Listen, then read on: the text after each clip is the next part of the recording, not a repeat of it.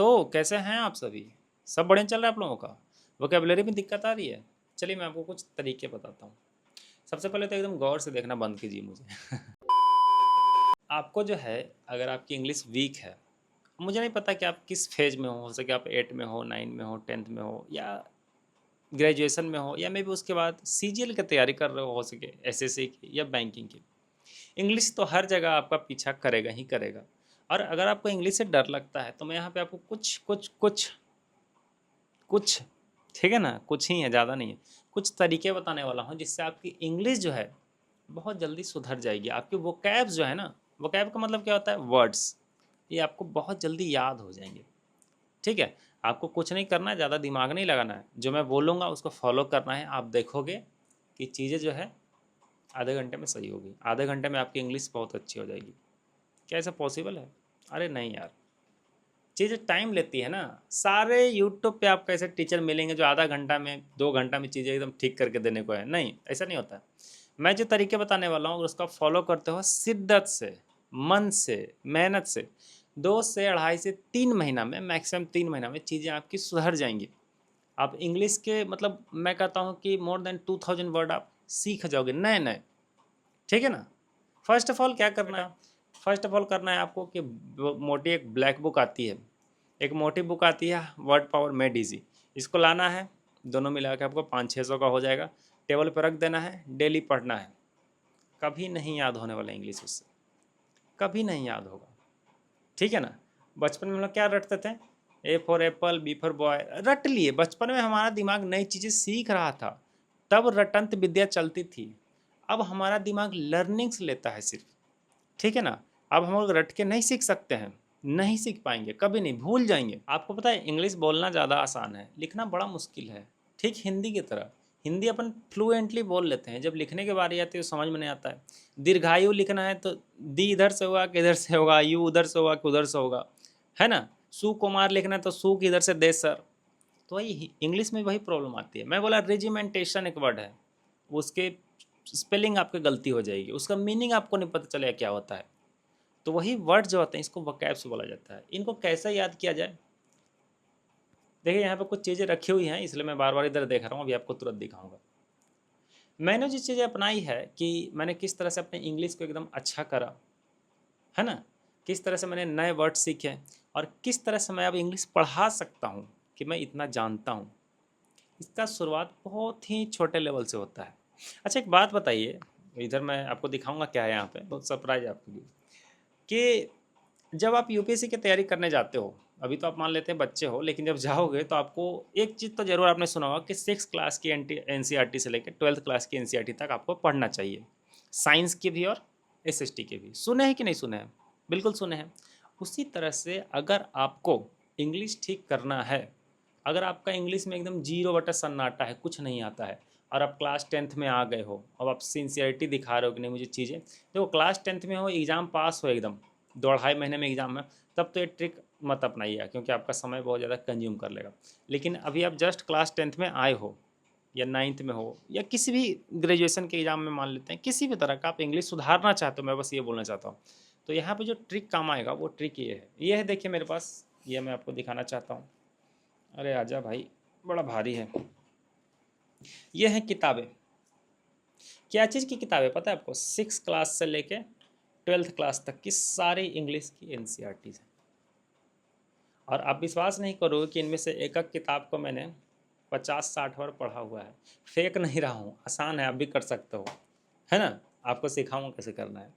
देखिए जब आपकी इंग्लिश एकदम कमज़ोर हो, आपको पता है एक चीज़ कि 6 क्लास से लेकर 12th क्लास में इतने वो कैब्स हैं ना, मैंने बोला कि 2000, उससे ज़्यादा ही निकल के आ जाएंगे आपके।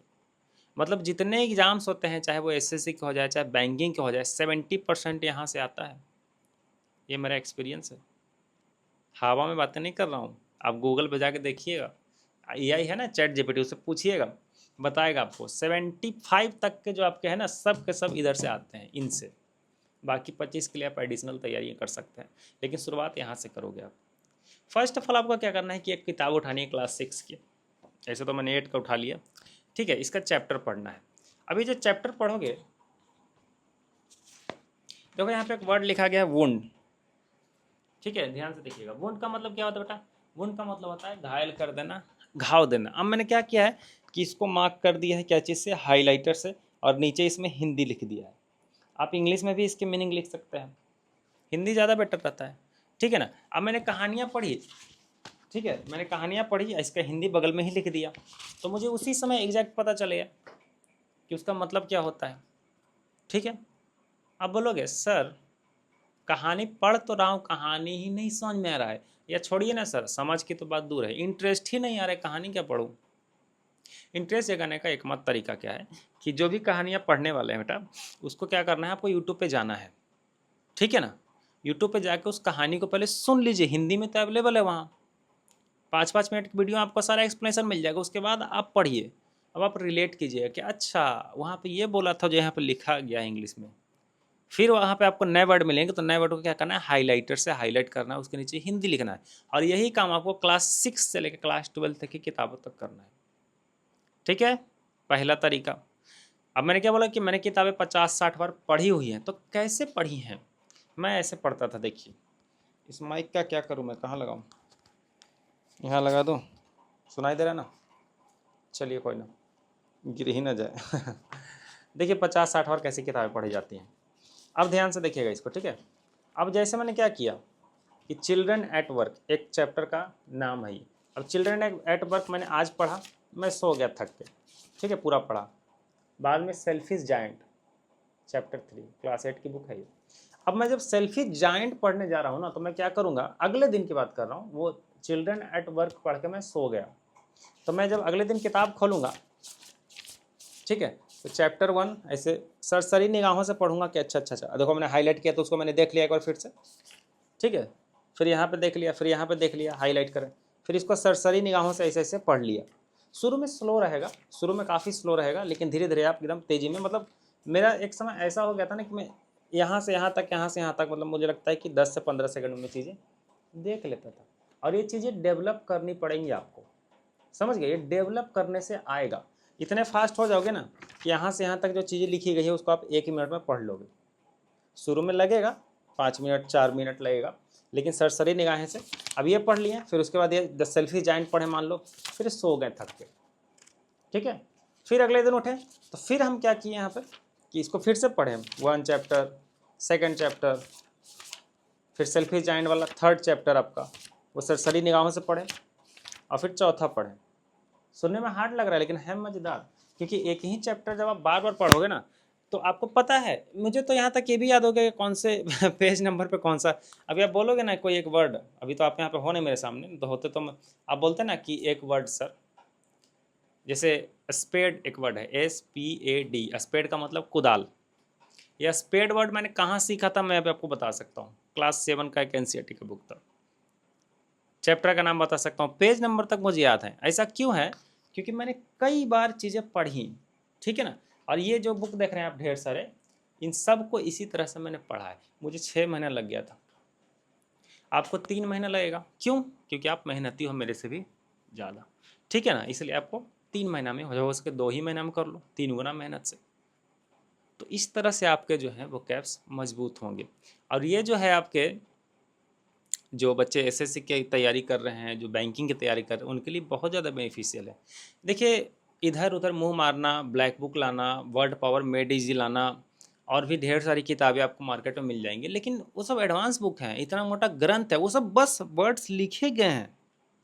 अब लिख दिया अबंडेंस, अबंडेंस का मतलब अथाह, अब बस अबंडेंस आप याद कर लिए, ABUDANCE,